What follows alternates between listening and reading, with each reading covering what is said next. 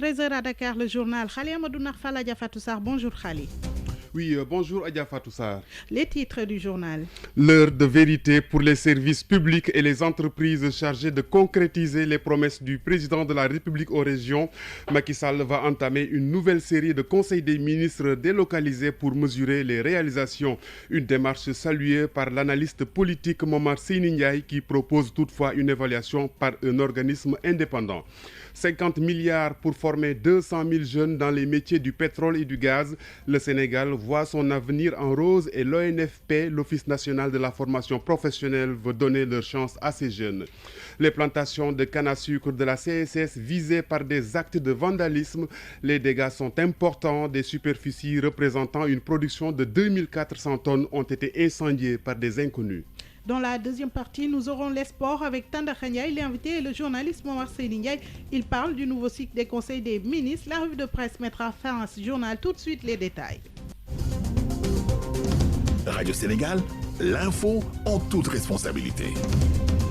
Une information de dernière minute pour ouvrir ce journal. Oui, Adja Fatou Sarr, l'information vient de nous parvenir. 3 ouvriers qui travaillaient dans une carrière à Missira, à quelques kilomètres de Touba, ont été victimes d'un éboulement. Les 2 sont morts sur le coup puisqu'ils se sont retrouvés ensevelis au fond de la carrière. La 3e personne s'en est sortie avec des blessures graves. Les sapeurs-pompiers de Touba ont réussi à extraire les 2 corps. Les faits se sont déroulés ce matin. Une information de Abdoulaye Ban, un de nos correspondants à Touba. Comme en cyclisme, le président de la République endosse à nouveau son maillot jaune de leader et reprend la grande boucle. Macky Sall sur la ligne de départ pour un nouveau 2e tour du Sénégal en Conseil des ministres délocalisé. La démarche dégage une certaine pédagogie après les décisions passées maintenant à l'étape du suivi-évaluation. Le journaliste et analyste politique Momar Seyni Ndiaye salue l'initiative présidentielle mais propose l'évaluation des réalisations du gouvernement par une structure externe. Sur le principe, il est normal que tout gouvernement qui mène des actions pendant 4 ans prenne un peu de temps pour essayer d'évaluer ce qui a été fait et mesurer l'impact des réalisations qui ont été faites. Cette démarche relève du management gouvernemental et cela me paraît aller dans le bon sens. Maintenant, le problème est de savoir quels sont les instruments de cette évaluation. Sur quoi on va se fonder pour évaluer? Est-ce que ce sont simplement des déclarations ou bien une citation très complète de toutes les réalisations? Ou alors on va analyser en profondeur le niveau de réalisation par rapport aux objectifs qui étaient fixés et l'impact des réalisations. Je pense que si on veut le faire, il faut le faire sérieusement et de manière très scientifique pour voir effectivement ce qui a été fait. Donc là, vous redoutez une démarche politicienne? Je redoute effectivement une démarche politicienne, une sorte de propagande politique, si vraiment elle n'obéit pas aux critères d'ordre scientifique. Je dis. Maintenant, si ça obéit effectivement à des critères scientifiques liés au management, aux objectifs, aux réalisations, aux moyens qui ont été déployés, d'une manière générale à l'efficience, ça ne peut pas être une démarche scientifique. Dans des formes d'évaluation de cette nature, il faut absolument une structure externe au gouvernement qui, de manière objective, va aider le gouvernement à évaluer. Mais si c'est les ministres eux-mêmes qui s'auto-évaluent, évidemment, ils ne pourront pas dégager des perspectives négatives. C'était Momar Seyni Ndiaye, journaliste et analyste politique qui réagissait au téléphone de Arona Diouf à l'annonce hier en Conseil des ministres par le chef de l'État de lancer un autre cycle de Conseil des ministres délocalisés afin d'évaluer les réalisations du gouvernement. Il sera l'invité de ce journal. Direction à présent le tribunal de grande instance de Dakar où le procureur de la République a ouvert une instruction sur l'affaire du saccage de la maison du Parti socialiste. L'affaire a connu hier un nouveau développement après l'arrestation et le placement en garde à vue de militants proches du maire Khalifa Sall qui, vous le savez, n'est plus en odeur de sainteté avec la direction du PS. Le maire de la Médina, Bamba Fall, et 8 autres partisans sont poursuivis pour tentative d'assassinat, destruction de biens appartenant à autrui, injures publiques, entre autres griefs. Nous avons en ligne du tribunal Lat Dior de Dakar, Demba Diao. Bonjour. Bonjour, Khali Amadou Narfal. Est-ce que les mises en cause ont été inculpées? Pour le moment, Khali, tout ce qu'on peut dire, c'est que Bamba Fall, le maire de la Médina, et ses 8 autres camarades du Parti socialiste ont été en tout cas dans la cave du palais de justice Lat Dior de Dakar. Alors, Bamba Fall et ses camarades font l'objet d'un retour de parquet. Ce qui est sûr, Ali, il y a une possibilité d'un troisième retour de parquet.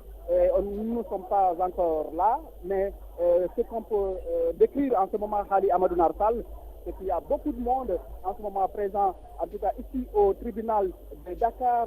Parmi ce monde, il y a la députée Aminata Diallo, chef de cabinet du maire de Dakar, qui est en direct sur Radio Sénégal. Aminata Diallo, quel renseignement tirez-vous de cette affaire politico-judiciaire? Merci Diao. Alors, l'enseignement à tirer, c'est que c'est une histoire de parti qui s'est terminée malheureusement à la justice. C'est comme ça que ça se passe dans les partis politiques, c'est pas une chose nouvelle. Sauf que ce qui est nouveau là-dedans, c'est que c'est le secrétaire général qui porte plainte contre ses propres militants. Mais on est là, on attend et on continue à être des socialistes. Nous sommes tous ensemble, sauf ce qui nous divise. Et ce qui nous divise, on verra jusqu'au bout qu'est-ce qui va se passer, mais on reste convaincus, nous sommes des socialistes et que nous restons socialistes. Merci Aminata Diallo, députée chef de cabinet du maire Khalifa Sall, le maire de Dakar. Ali Amadou Narsal, pour l'heure, nous ne savons pas si Bamba Fall et ses camarades, en tout cas du Parti socialiste, sont devant le juge d'instruction. Mais tout ce que l'on peut dire, Ali, c'est qu'un troisième retour de parquet est bien possible. Vous savez que ses camarades, plutôt Bamba Fall et ses camarades, risqueraient la perpétuité. Et Aminata Diallo, avez-vous une idée de ce qui pourrait se passer? Ou bien, qu'en pensez-vous de au cas où vos camarades seront inculpés? Alors, parler de perpétuité, moi je pense que c'est trop dire. Parce que pour le moment, ils vont être entendus par le procureur. L'instruction continue, donc on ne peut pas parler de perte. Il n'y a pas eu de mort d'homme, ni de blessés, ni rien du tout. Donc on verra ce qui suivra. Ok, merci Ali. Merci. En attendant, nos auditeurs, les auditeurs de Radio Sénégal pourront avoir en tout cas des échos sonores.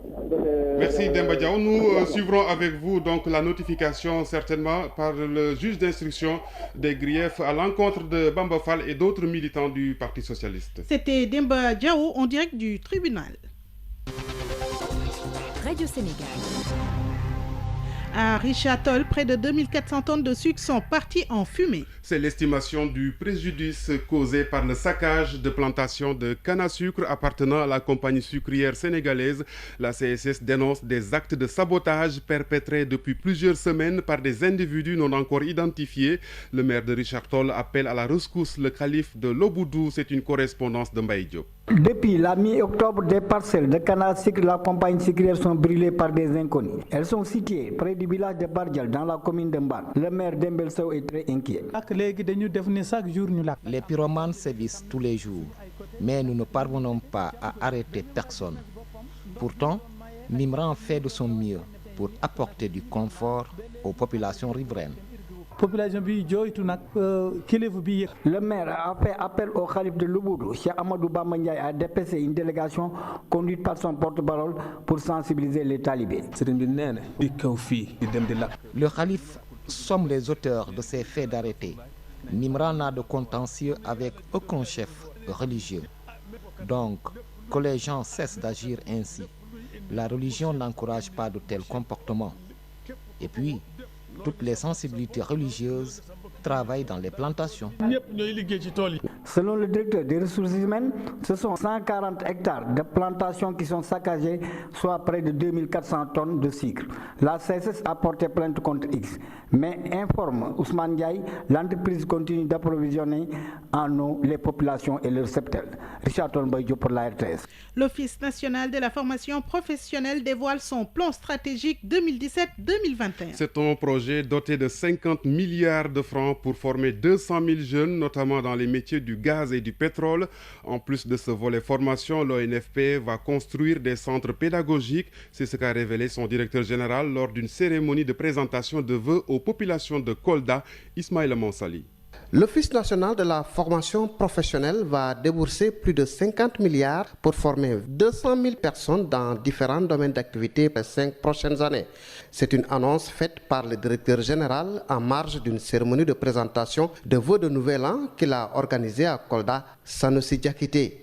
Nous venons de nous doter d'un plan stratégique qui couvre 5 ans. L'Office national de formation professionnelle ambitionne, au bout des 5 ans, de former 200 000 personnes. Et nous mobiliserons pour cela près de 51 milliards de francs. À l'en croire, ces formations vont concerner essentiellement les domaines du pétrole et du gaz, l'agriculture, l'élevage, entre autres. Nous allons former dans le domaine du pétrole et du gaz. Nous allons former dans le domaine de l'agroalimentaire. Nous allons former beaucoup pour que le Sénégal puisse se doter de ressources humaines qualifiées sur le marché du travail, en nombre suffisant pour soutenir les processus de développement. Le programme prévoit aussi la construction de centres de formation professionnelle dans les domaines de l'agriculture, du tourisme, de la restauration, de l'horticulture, entre autres. Des antennes régionales de l'ONFP seront mises en place dans toutes les régions qui n'en disposent pas. Ismaël Mansali, Kolda, Radio Sénégal. La plateforme des femmes de la banlieue veut enrôler 5000 adhérentes à sa nouvelle mutuelle de santé. L'accès à la carte de membre est plutôt modique, 1000 francs par mois pour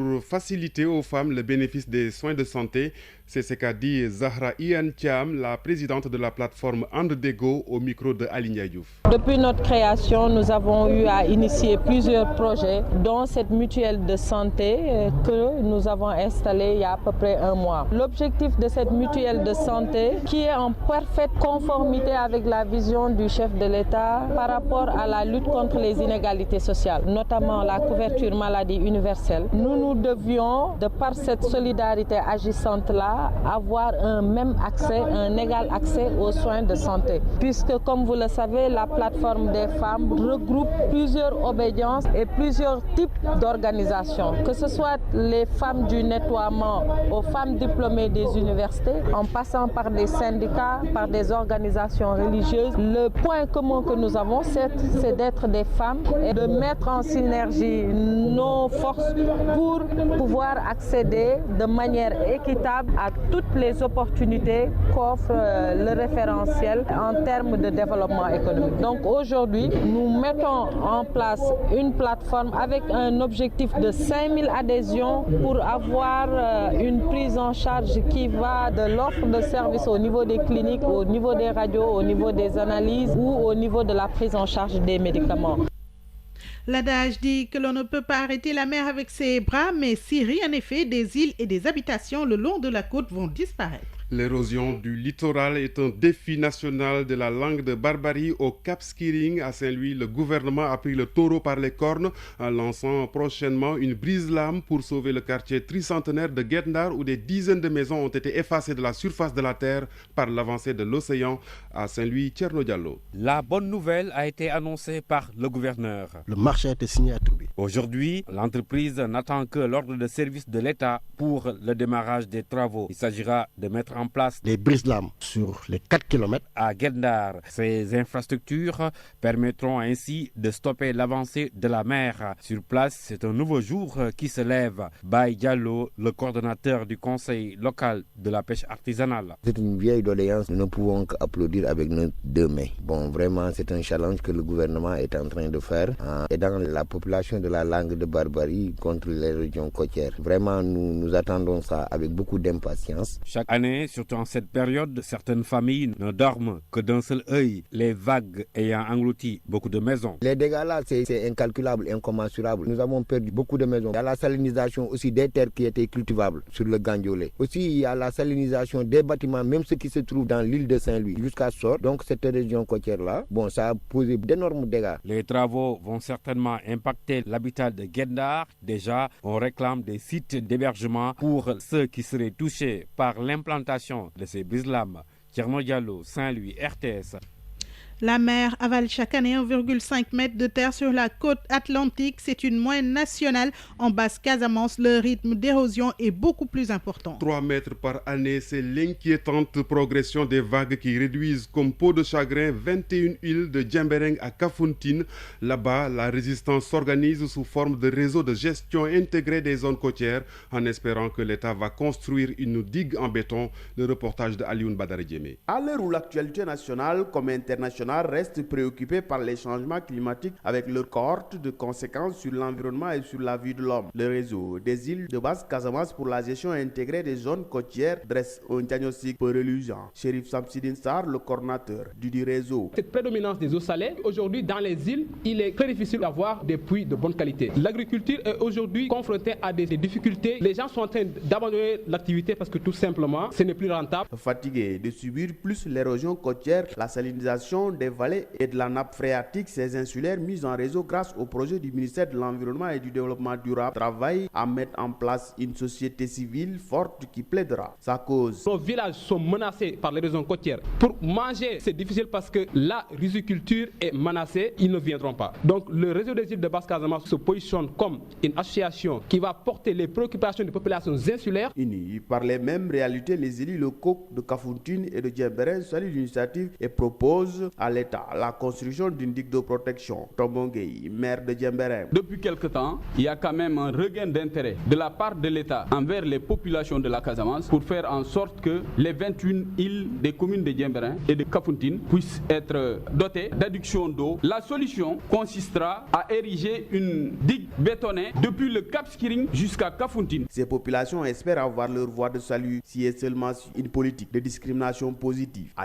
Pour la RTS, Aline Badara Djemé. Et puis Khalil, les consommateurs vont bientôt bénéficier de la baisse annoncée par le chef de l'État du prix de l'électricité. Chose promise, chose bientôt faite donc. La baisse de 10% du coût de l'électricité annoncée par le chef de l'État sera effective à compter du premier bimestre 2017. C'est ce qu'a confirmé le président de la commission de régulation du secteur de l'énergie. Cette baisse représente un gain de 30 milliards en faveur des consommateurs.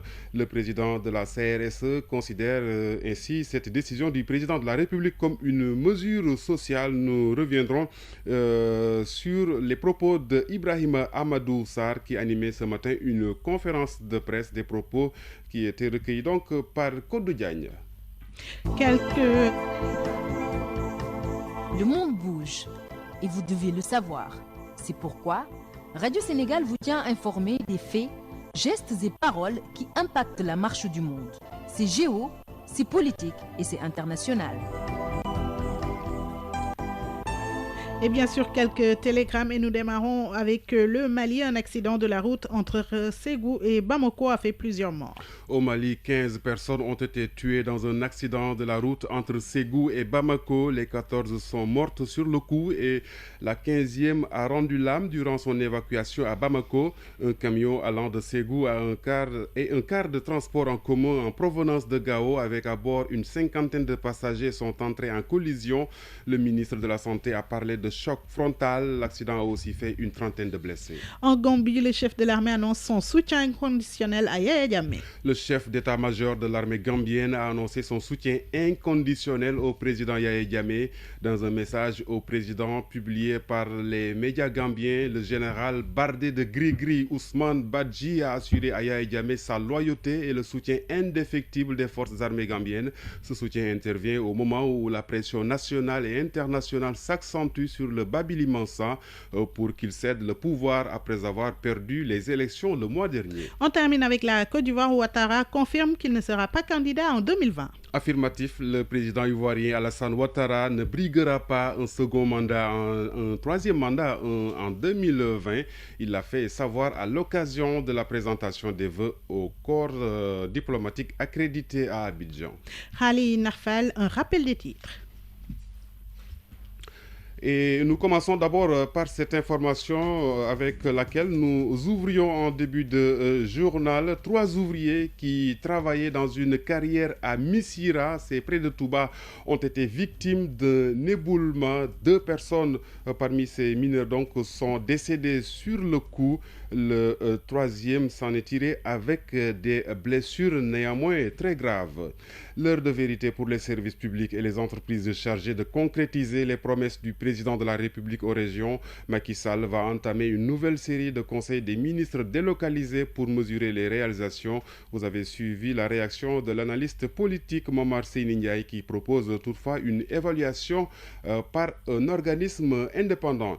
50 milliards pour former 200 000 jeunes dans les métiers du pétrole et du gaz. Le Sénégal voit son avenir en rose et l'ONFP, l'Office national de la formation formation professionnelle veut donner leur chance à ces jeunes.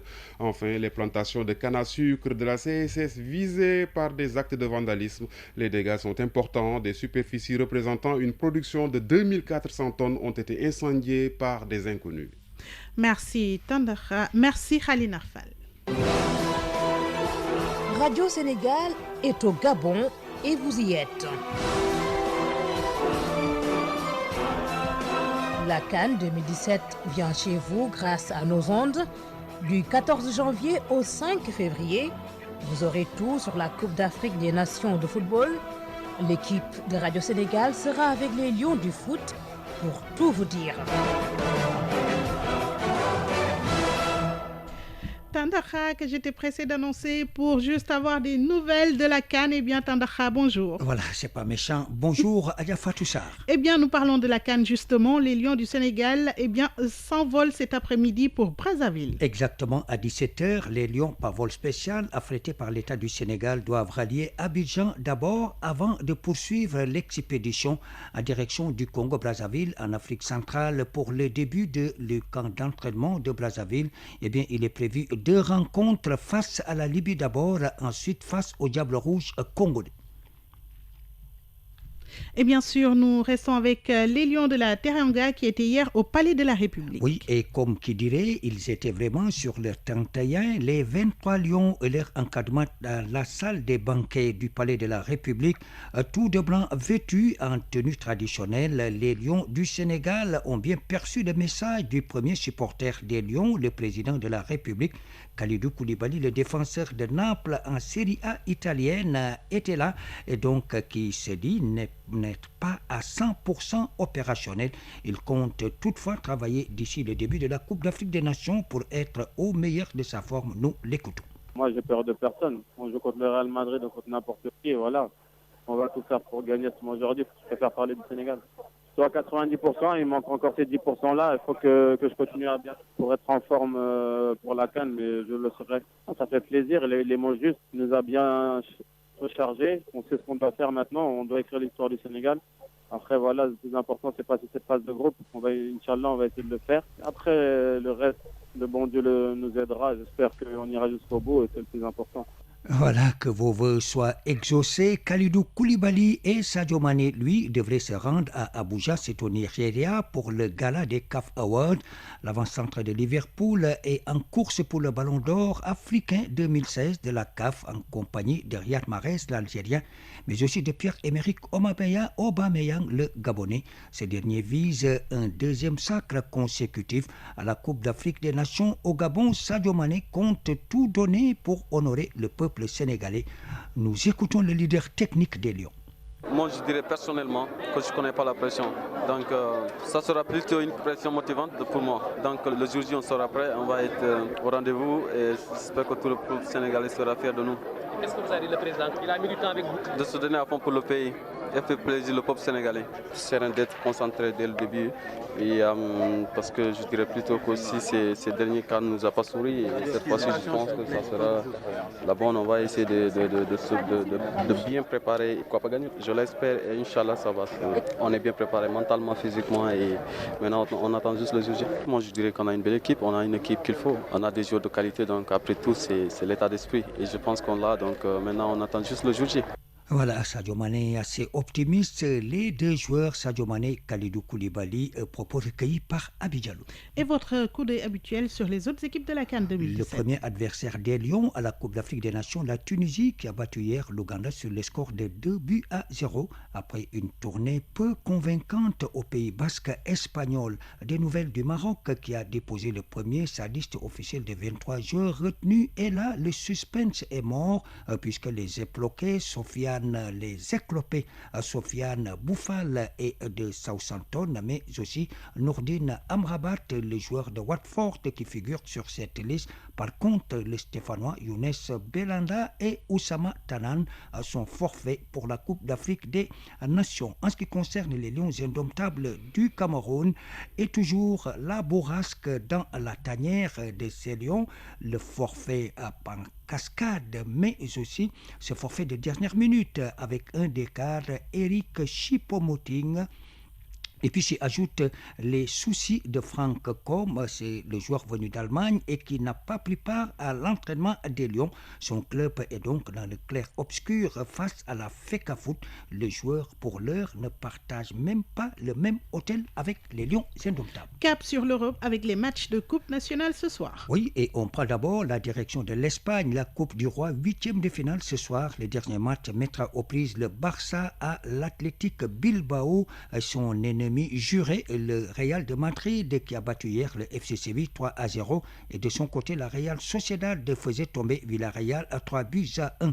La Coupe de France, 32e de finale demain, Monaco au Rocher qui accueille l'équipe d'Ajaccio. À retenir samedi, le tenant Paris Saint-Germain qui reçoit l'autre club corse Bastia. Marseille sera opposé à Toulouse, Lorient-Nice et Lyon-Montpellier. Et puis la Première Ligue anglaise est là. La première défaite de Chelsea enregistrée hier. Il a perdu justement le derby londonien 0-2 contre l'équipe de Tottenham. Mais il reste leader en 20e journée devant Liverpool et son adversaire, le club des sports. Et on termine par les nouvelles du basketball chez nous. Oui, le national 1 féminin et la 6e journée avancée demain à Marius Ndiaye, l'ASC Ville de Dakar qui reçoit Don Bosco, c'est le club thiessois. Les autres rencontres samedi et dimanche, mais sachez qu'hier, Debaloc a été battu par le club de Mbour ici à Dakar, 32-51. Le Dakar Université Club s'est imposé 74-48 devant l'ASC Sebop. Et avec cette note, Adja Fatou Sarr, je vous laisse un ballon de basket entre vos mains. Merci beaucoup Tanda Khania et c'était l'actualité sportive. Radio Sénégal. L'invité de la rédaction. Notre invité, le journaliste Momar Seyni Ndiaye, il analyse avec Arona Diouf ce nouveau cycle des conseils des ministres délocalisés consacré à la revue générale de ses réalisations. Cet analyste politique qui redoute une campagne déguisée recommande des experts pour une évaluation des réalisations du régime du président Sall. Entretien. C'est quoi cette démarche-là du gouvernement qui entame un nouveau cycle de conseil des ministres délocalisés consacré cette fois-ci à la revue générale de ses réalisations? Oui, je crois que sur le principe, il est normal que tout gouvernement qui mène des actions pendant 4 ans prenne un peu de temps pour essayer d'évaluer ce qui a été fait et mesurer l'impact des réalisations qui ont été faites ou qui sont à faire. Je pense que de ce point de vue-là, cette démarche relève du management gouvernemental et cela me paraît aller dans le bon sens. Maintenant, le problème est de savoir est-ce que cette évaluation, quels sont les instruments de cette évaluation? Sur quoi on va se fonder pour évaluer? Est-ce que ce sont simplement des déclarations ou bien une citation très complète de toutes les réalisations? Ou alors on va analyser en profondeur le niveau de réalisation par rapport aux objectifs qui étaient fixés et l'impact des réalisations. Je pense que si on veut le faire, il faut le faire sérieusement et de manière très scientifique pour voir effectivement ce qui a été fait. Il ne faut pas que ce soit une organisation politique qui permet encore une fois de plus d'occuper le terrain et l'espace politique pour faire des incantations inutiles. Cette évaluation doit être objective, scientifique et sincère pour qu'on en tire des conclusions qui puissent effectivement permettre de les améliorer. Donc là, vous redoutez une démarche politicienne? Je redoute effectivement une démarche politicienne, une sorte de propagande politique, si vraiment elle n'obéit pas aux critères d'ordre scientifique. Je dis. Maintenant, si ça obéit effectivement à des critères scientifiques liés au management, aux objectifs, aux réalisations, aux moyens qui ont été déployés, d'une manière générale à l'efficience, ça ne peut pas être une démarche scientifique. Mais vous comprenez que quand dans des formes d'évaluation de cette nature, il faut absolument une structure externe au gouvernement qui, de manière objective, va aider le gouvernement à évaluer. Mais si c'est les ministres eux-mêmes qui s'auto-évaluent, évidemment, ils ne pourront jamais dire que le bilan est négatif. Ils ne pourront pas dégager des perspectives négatives. Il faut que cette évaluation se fasse avec une structure des experts externes qui ne sont pas dans le gouvernement et qui, de manière très objective, font la liste des réalisations, regardent et évaluent les moyens qui ont été déployés et évaluent également l'impact de ces réalisations. Autrement, si c'est une auto-évaluation qui ne concerne que les membres du gouvernement, c'est une chose qui est très facile à faire. Il s'agit simplement de dire au président, on a dit ça, on a réalisé tant. C'est une évaluation quantitative qui ne tiendra peut-être pas compte un peu de l'impact sur le plan social et économique. Je vous remercie, M. Momar Seyni Ndiaye. Je rappelle que vous êtes journaliste et analyste politique. Merci, Momar Ndiaye. Interrogé par Arouna Diouf, c'était sur le nouveau cycle des conseils des ministres délocalisés consacré à la revue générale de ses réalisations. 13h30. Radio Sénégal, la revue de presse.